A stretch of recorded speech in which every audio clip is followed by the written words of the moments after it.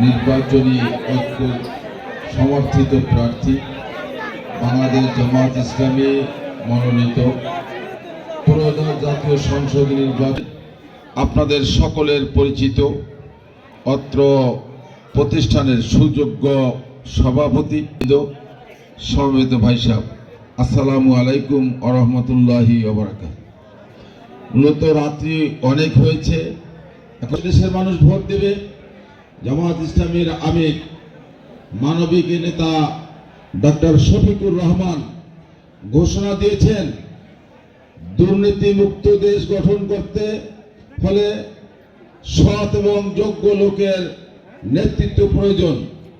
সৎ এবং যোগ্য লোকের নেতৃত্বের কারণেই আজকে জামায়াত ইসলামী সারা দেশে যে প্রার্থী ঘোষণা দিয়েছেন তারা সততার পরীক্ষায় পরীক্ষিত, যোগ্যতার পরীক্ষায় পরীক্ষিত, আল্লাহর ভয়ে ভীত।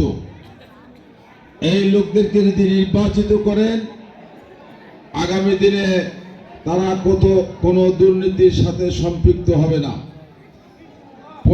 19 জুলাই জাতীয় সমাবেশে আমির জামাত ঘোষণা দিয়েছেন, জামাত ইসলামীর কোন মন্ত্রী এমপিরা ট্যাক্স পেয়ে হিসাব জনসম্মুখে তুলে ধরবে। জামাত ইসলামী যদি আপনাদের ভোটে নির্বাচিত হয়, জামাত ইসলামীর লক্ষ্য এবং উদ্দেশ্যের মধ্যে রয়েছে চিকিৎসা সেবায় আমূল পরিবর্তন করা।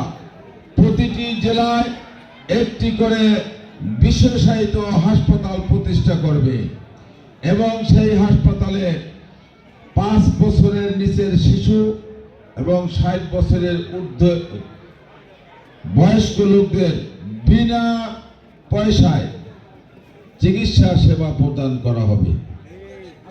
বাংলাদেশ জামায়াত ইসলামীর আমির বলেছেন, বাংলাদেশ জামায়াত ইসলামীকে যদি এদেশের মানুষ ভোট দেন তাহলে সকল বন্ধ কলকারখানাগুলোকে খুলে দেওয়া হবে। শুধু খুলে দেওয়াই নয়, এই কলকারখানার মালিকানা শ্রমিকদেরকেও 10% মালিকানা দেওয়া হবে। বাংলাদেশ জামায়াত ইসলামী যদি ক্ষমতাসীন হয়, এদেশের শিক্ষা ব্যবস্থাকে পরিবর্তন করে, শিক্ষা ব্যবস্থার আমূল পরিবর্তন হবে। শিক্ষা ক্ষেত্রে মানুষের শিক্ষা জীবন শেষ হওয়ার সাথে সাথেই তাদেরকে কর্মক্ষম করে দেয়া চাকরির ব্যবস্থা করে দেওয়া। জামায়াত ইসলামী বেকার ভাতা নয়, বেকার ভাতার পরিবর্তে কাজ দিবেন, কাজে বিশ্বাস করে।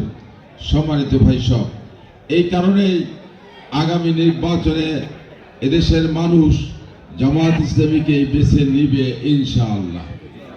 সম্মানিত ভাই সব, আজকে নির্বাচন আসার পর অনেকেই আমাদের ব্যাপারে কথা বলেন যে জামায়াত ইসলামী দেশ পরিচালনার যোগ্যতা নাই, তাদের অভিজ্ঞতা নাই। আমাদের অভিজ্ঞতা আছে কি আছে না আপনারা দেখেছেন। জামায়াত ইসলামী ইতিপূর্বে 79 সালে, 86 সালে, 91 সালে এবং 96, 2001, 2008 সালে 56 জন এমপি নির্বাচিত হয়েছে বিভিন্ন সময় এবং 2 জন মন্ত্রী 3টা মন্ত্রণালয় দক্ষতা যোগ্যতার সাথে দায়িত্ব পালন করেছে। আমাদের অভিজ্ঞতা নাই। আজকে আমাদের আমি স্বীকার করি আমাদের অভিজ্ঞতা নাই, জামায়াত ইসলামীর অভিজ্ঞতা নাই, দুর্নীতি করার কোনো অভিজ্ঞতা নাই, জামায়াত ইসলামীর অভিজ্ঞতা নাই, আমাদের এমন অভিজ্ঞতা নাই যে অভিজ্ঞতা দ্বারা মানুষের সাথে প্রতারণা করা হয়, সেই প্রতারণার অভিজ্ঞতা আমাদের নাই। আমাদের অভিজ্ঞতা নাই প্রতারণা করে মানুষের দ্বারে দ্বারে গিয়ে ভোট ভিক্ষা করব, সেই অভিজ্ঞতা আমাদের নাই। আমরা যতটুকু যা পারে যা করব সেটাই মানুষের কাছে বলি। সম্মানিত ভাই সব, এই জন্য আগামী নির্বাচনে সারা বাংলাদেশের মানুষ জামায়াত ইসলামীকে বেছে নিবে। জামায়াত ইসলামীর নেতৃত্বে 11 দলীয় জোটকে বিজয় করে এদেশের দুর্নীতি মুক্ত দেশ গঠন করার ক্ষেত্রে, মানুষের অধিকার আদায়ের ক্ষেত্রে তারা যোগ্য নেতৃত্বকে বেছে নেবে। এই কারণে আপনাদের কাছে অনুরোধ থাকবে, আগামী নির্বাচনে জামায়াত ইসলামের মনোনীত প্রার্থী মাওলানা রফিকুল ইসলামকে ন্যায় এবং ইনসাফের প্রতীক দাঁড়িপাল্লা মার্কায় ভোট দিয়ে জয়যুক্ত করে এদেশের ইসলাম প্রতিষ্ঠার ক্ষেত্রে ভূমিকা পালন করবেন, এই প্রত্যাশা ব্যক্ত করছি।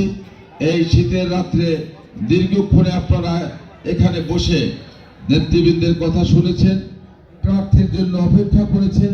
আপনারা ইতিমধ্যেই শুনেছেন আপনাদের এলাকার সন্তান রফিকুল ইসলাম মির্জা আজকে সকাল থেকে পর্যন্ত এখনো তিনি ময়দানে আছেন।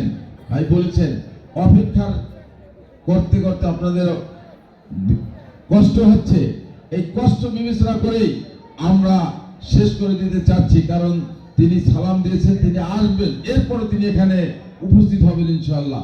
আমি মনে করছি দেরি হলেও তিনি আসবেন, যাতে আপনাদের ধৈর্যচ্যুত হবে।